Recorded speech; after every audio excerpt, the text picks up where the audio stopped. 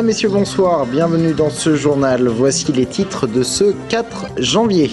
La SNCF a présenté son rapport aujourd'hui sur le retard du train Strasbourg-Portbou. Un TGV a été victime dimanche d'une aversion de rame, on vous en a parlé. Deux événements qui s'ajoutent au retard déjà subi par les usagers. Une pétition nationale a été lancée. Les chaussures Béloé en liquidation judiciaire. Un an après son lancement, l'entreprise qui s'était lancée dans la fabrication de chaussures sur mesure en Touraine a subi de sérieuses difficultés économiques. Les pressings écolos arrivent en Touraine. Pascal Nègre, le PDG d'Universal, en est le responsable. Après avoir acheté un domaine à Saint-Roch, dans le nord de Tours, il confirme son attachement à la Touraine en implantant l'enseigne Sequoia. La SNCF démarre plutôt mal l'année 2011. Elle a présenté un rapport aujourd'hui sur les circonstances, ou plutôt la désorganisation qui a conduit au retard de près de 13 heures du train Strasbourg-Portbou. La présentation de ce rapport intervient 2 jours après une nouvelle déconvenue pour l'entreprise. Nous vous en parlions hier, l'inversion des rames du TGV Lyon-Nantes et Rennes. Plusieurs incidents qui commencent à sérieusement agacer les usagers du réseau. Une pétition nationale a été lancée. Charlotte Prudhomme. 2 TGV qui se trompent de route, ce n'est pas très courant. Pourtant, c'est ce qui est arrivé dimanche soir au train en provenance de Montpellier et en direction de l'ouest. Après la gare de Massy-Palaiseau, les 2 rames de TGV se sont séparées. L'une normalement en direction de Nantes via Saint-Pierre-des-Corps, l'autre vers Rennes en passant par Le Mans. Mais voilà, il y a eu inversion des rames.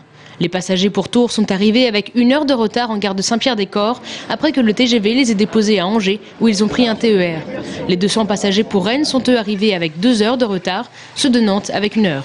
La SNCF, qui fait circuler plus de 15 000 trains par jour, regrette une erreur d'affectation très rare. Cet incident, loin de faire la joie des usagers, ne surprend pas Michel Potier, président d'une association de défense des usagers de chemin de fer. C'est tellement gros qu'on se demande comment ça a pu se faire. Ensuite, après réflexion, on se dit que tout peut arriver à la SNCF. Ça fait même craindre pour la sécurité pour l'avenir, parce que si on est capable de mal orienter un train, il peut te diriger n'importe où, n'importe comment. La Société des chemins de fer fait face à de plus en plus d'usagers en colère. Une pétition nationale a même été lancée. Objectif, le dialogue avec la SNCF et le gouvernement. Cette pétition, c'est SNCF ras-le-bol, ça fédère un peu tout le mécontentement qu'il peut y avoir dans les différentes régions. Et on vient de faire le point. On est actuellement à plus de 2300 signatures, près de 2500 à l'heure qu'il est. À Tours, des dossiers sont en cours de constitution afin de mener une action en justice contre l'entreprise de transport. Un gendarme de Vouvray condamné à 3 mois de prison et 3 000 € d'amende par le tribunal correctionnel de Tours. Le militaire avait détruit pas moins de 90 procès-verbaux, parfois dans le cadre de procédures pour vol, violence ou fraude. Une victime d'un grave accident de travail a même été lésée. Le gendarme voulait éviter une mauvaise note, a-t-il dit. Il a également minimisé son geste. La polémique autour des déclarations de Manuel Valls se poursuit aujourd'hui. Il a plaidé dimanche pour un déverrouillage des 35 heures. À gauche, nombreux ont été les socialistes à condamner ses propos. Marisol Touraine sur notre antenne hier soir. La droite, elle applaudit. Jean-François Copé, le patron de l'UMP, demande depuis un certain temps de revenir sur cette réforme. Il a chargé son adjoint Hervé Novelli de faire un rapport sur les 35 heures. On écoute Hervé Novelli. Je crois que ce qui est très important, c'est de constater qu'elles ont été facteurs de désorganisation, de stagnation salariale dans les années 2000, mais que pour autant, en 2010, le choc des 35 heures a été pour une large partie absorbé par les progrès de productivité de l'économie française.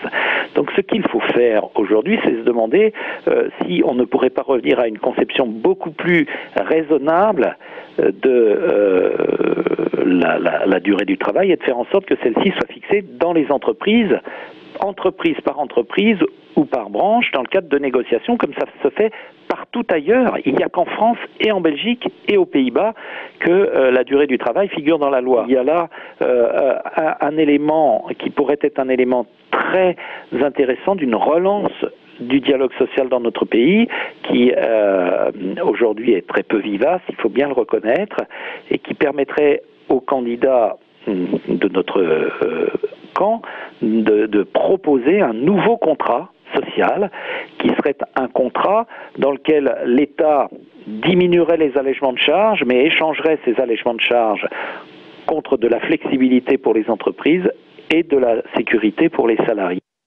Et ce rapport devrait être rendu à la fin du mois. Hervé Novelli qui sera l'invité du Grand Oral France Bleu Touraine, La Nouvelle République TV Tour en première diffusion ce vendredi à 19h15. Et puis dès 35h, on en reparle avec l'invité de la rédaction, le président du MEDEF Touraine. Rendez-vous à la fin de ce journal. Nous vous parlions il y a un an d'un pari risqué d'une entrepreneur, celui de faire des chaussures en Touraine, plutôt haut de gamme et surtout sur mesure. L'entreprise avait pris le nom de Chaussures Belloé, mais voilà, un an plus tard, la société est en liquidation judiciaire. Une dizaine d'emplois est menacée. Sabrina Meloult. Depuis 8 mois, Emmanuelle cherche à lever assez de fonds pour l'entreprise qu'elle a mise sur pied il y a maintenant un an. Belloé, un concept innovant qui crée des chaussures sur mesure. Mais aujourd'hui, la société est en liquidation à cause d'un manque important de trésorerie. Alors, la raison la plus fréquente qui m'a été avancée, c'est qu'on ne prend plus de risques sur des entreprises en création, où on n'investit plus en France, où on attend que vous soyez en second stage, c'est-à-dire 3 à 5 ans d'existence. Donc non, on ne met plus de fonds au démarrage. Une création jugée trop risquée, donc, si Emmanuelle apprécie l'aide d'un établissement public tel que Oseo, qui soutient l'innovation et la croissance des PME, cette jeune directrice est convaincue qu'il reste encore trop à faire concernant les fonds d'amorçage pour créer et donc pérenniser une entreprise. Maintenant, en termes de structure, et ça ne dépend pas des personnes, ça manque d'outils vraiment concrets pour la création. Il n'y a pas assez de panels. Il y a des garanties, mais le problème en démarrage, c'est la trésorerie. Ou alors, il faut vraiment pas hésiter, si on dit qu'on accompagne les créateurs, qu'on met des structures pour donner des conseils, il faut vraiment des gens qui ont vécu l'entreprise et qui soient mis en interlocuteur pour leur dire attention, là, votre projet en amorçage, il est vous avez sous-estimé, ou il va falloir aller lever des fonds, voilà, des choses très, très opérationnelles. Opérationnel, c'est le cas de son personnel qui a un savoir-faire issu du haut de gamme. En France, depuis quelques années, les jeunes entrepreneurs sont de plus en plus nombreux à partir pour créer leur entreprise à l'étranger. Sequoia, voici le nom d'une nouvelle chaîne de magasins qui s'implante à Tours. Le domaine d'activité, c'est celui des pressings écolos. Un premier a déjà ouvert avenue Gramont, mais ce qui est encore plus surprenant, c'est la personne qui est derrière le projet. On ne l'attendait pas là. Il s'agit de Pascal Nègre, le PDG d'Universal Music, qui possède déjà une maison en Touraine. Gaël Poulain. Marchant sur l'avenue de Gramont, Pascal Nègre est bien loin des strass et des paillettes d'Universal. En Touraine, son univers est même plutôt propre. La semaine dernière, le PDG d'Universal Music a en effet ouvert un pressing écolo. Ici, pas de perchloréthylène, le solvant a été remplacé par du silicone liquide recyclable. Ça agresse beaucoup moins la fibre, parce que souvent quand vous avez un vêtement traité au perchloréthylène, eh bien il reste du perchlo dans les vêtements, c'est pour ça que souvent il y a des allergies. Là c'est pas le cas. Et donc voilà, c'est le même prix, parce que bio et développement durable, oui, mais il ne faut pas que ça coûte plus cher. Et puis évidemment le repassage, qui est toujours un repassage fait à la main, traditionnel, et ça c'est vraiment important. Une fibre écolo qu'il tient d'un ami qu'il y a quelque temps a décidé de développer une licence américaine en France. Les débuts se feront à Paris, puis à Lyon. Et fier de sa terre d'accueil, Pascal Nègre a racheté 2 pressings tourangeaux pour les faire entrer dans la nouvelle génération. Les anciens employés ont été formés à l'utilisation des machines. Et alors que le premier pressing rencontre le succès avec une centaine de vêtements traités par jour, un second devrait bientôt voir le jour rue Giraudot. Je pense qu'à partir du moment où vous êtes dans un endroit, c'est important d'abord, moi je me fais plein d'amis dans la région, et ça c'est vachement bien. Et puis deuxièmement, oui c'est bien d'être dans le tissu local, économique, culturel j'espère. Moi j'ai dit si je peux donner des coups de main culturellement, je suis là. Oui je pense que c'est important, c'est aussi quand un endroit vous reçoit, et je trouve que la Touraine pour l'instant, les Tourangeaux m'ont super bien reçu, c'est normal qu'à un moment donné je leur apporte des choses.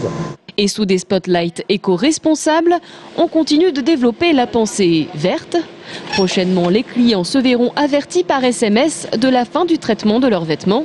Et d'ici quelques mois, des livraisons seront possibles via une voiture électrique, bien évidemment. Voilà, c'est la fin de cette édition. Merci de l'avoir suivi. On se retrouve dans un instant avec l'invité de la rédaction. Il s'agit du président du MEDEF Touraine. À tout de suite.